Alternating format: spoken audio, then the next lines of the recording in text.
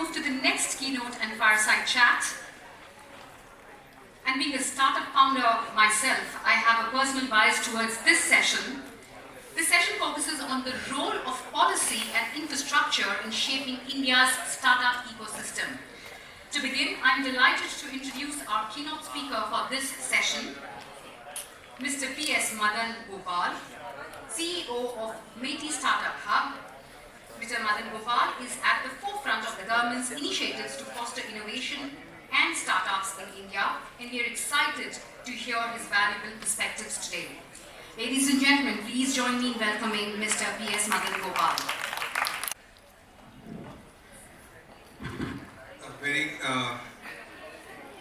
good evening to all of you, and it's my pleasure and privilege to be part of this conversation. I think the AP Digital Summit is really shaping up well, and we have been, I'm sure you have all listened to multiple speakers from morning, and some of you would have taken some key points and notes from this conversation. So I don't want to belabor you on multiple things. So I'll keep my keynote very short. At the same time, we are going to have a fireside chat with again with my very good friend Bala and Srini. So we will primarily I'll talk about what we are doing at MeitY. MeitY, the full form is Ministry of Electronics and IT, Government of India. It's a Government of India organization, and we have a Section 8 company under which we have multiple divisions.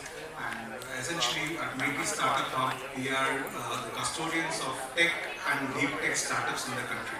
So our role is to identify good and strategically potential startups across tech and deep tech segments across the country, nurture them and scale them and take them to a stage where they are on their own, into greater heights. So that's essentially our mandate. How do we do that? We do it in multiple ways.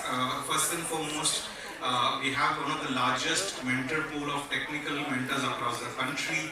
So we look at giving mentoring support from the MSH platform, which is the most important part. And the second aspect is to also is looking at market access. Right, one of the most critical elements. So I always feel customers are the best investors. Today, I'm sure from the morning you've been listening to a lot of conversation on investment, funding, when to raise capital. If you're a startup, people come to me with a PowerPoint and say, "Sir, now can I get some funding? Can I get some grant?" Right? So it's become those days are gone. Those days where you could raise money based on a PowerPoint on a product idea or an idea.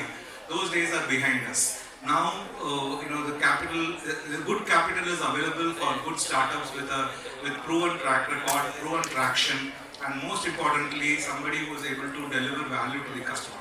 Right? I keep saying, if you focus on your customers, your investors will find you wherever you are. Right? Our endeavor, or as a startup, as an entrepreneur, your endeavor is to build good companies in the country. Right? So the investors will find you wherever you are.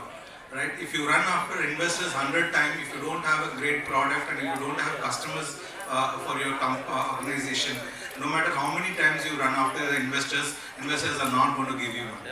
Right? So that's the first point that I would like to share. So what we do is we help create market access for our startups. So which means we kind of enable a bridging platform between government, which is a very large customer base for startups, and we also bridge between corporates and startups, because there are only two large customer groups. Unless and until you are a B2C brand, there are only two large customer groups, which is one is government and one is corporates. So with both of these customer groups, we keep conducting multiple opportunities for startups to find, to do a paid proof of concept, to find use cases to solve their problem statements, and what I call POC to PO, which is proof of concept to purchase order.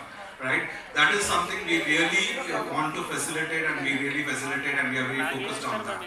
The third support system that we provide is actually funding.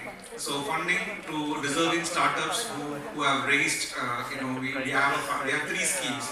We have Tide, we have Samrit, and we have Genesis. So Genesis is the newest scheme which is focusing on tech and deep tech startups in the Tier 2 and Tier 3 cities. We work through accelerators. We provide funding, matching funding of up to 50 lakhs for startups who are already raising or raised, as per a lead investor's term sheet. Money is only a token. 50. I always say to my startups, if you are going to build your company based on the 50 lakhs or 1 crore, what government is giving, then you should not really be looking at building a company. Right? Money is only a token of our support system that government is contributing to your growth, but that is not the end of it. That 50 lakhs is the max today's time and era will keep you afloat for almost just about maximum for 3-4 months in a good startup, right? So it's only a token to appreciate, but that is not the end of it.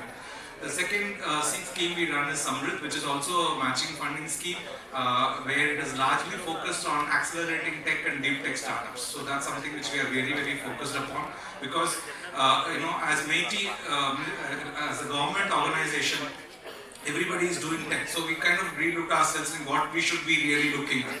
We kind of pivoted around three areas. The first and foremost being deep tech with a strategic impact, because end of the day we need to be supporting research and development and deep tech capabilities in a place where a typical angel investor or a venture capitalist will not really go into, right? Because as an angel investor, as a seed, as a venture capitalist, you are looking at opportunities where you will have to exit between 3 to 5 years or 3 years time frame, or even lesser in fact, right? So there we come in and say, okay, you want patient capital, we will not trouble you for 5 years, 7 years, we will give you the support system, we will help you build. So build some good products and products which have strategic capability in the deep tech space. So that's our first focus area.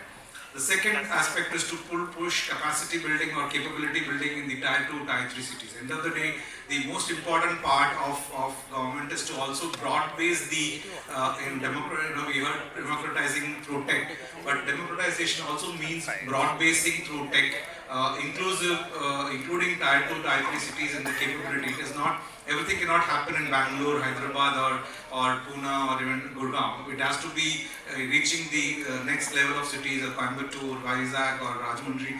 All of these places needs to shape up. So our focus is to also push capabilities in this Tier 2, Tier 3 cities. The third focus area we look at is actually what I call inclusive tech, where we focus on three key aspects of inclusivity. One is women in tech, right, which is very, very critical. Fun fact, the last election that we voted in 2024 is the last election where men voters were more than women voters, right? So going forward, all elections, women voters will be more than men voters, right? And that means you can't have a very significant amount of your population not participating in the tech revolution that is happening in the country. So we are very, very keen on bringing women in tech, through girls in STEM programs and accelerating women-led startups across the country. So that's the first aspect of women in terms of inclusivity. The second aspect is assistive tech, right? We all know it's very, very important to drive assistive tech. Inclusivity is not just about gender, or it's also about people with disabilities, people with special needs. And tech is a great equalizer for people with special needs. And there are some amazing use cases that have really changed the way tech has brought kind of equality there. And last but not the least, to also push, look at, so these are aspects that we're looking at from the inclusive tech. So first one is looking at an opportunity to fund, second is to give market access, third is to do mentoring, and the last but not the least is to bring capacity building into the Tier 2, Tier 3 cities. So these are essentially what we are looking at from a MeitY-Startup Hub.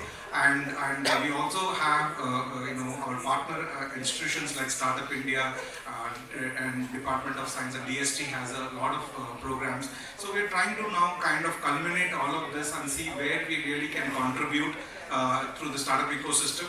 And Andhra has been one of the focus areas for us, and we are from MeitY side, we are very keen to work with the AP innovation ecosystem, and you propose, we will support, and you have 100% support from our side, and that's why when this the organizing team reached out, I said we are happy to be part of this, and we would always be happy to support the Andhra Pradesh innovation and the entrepreneurial ecosystem.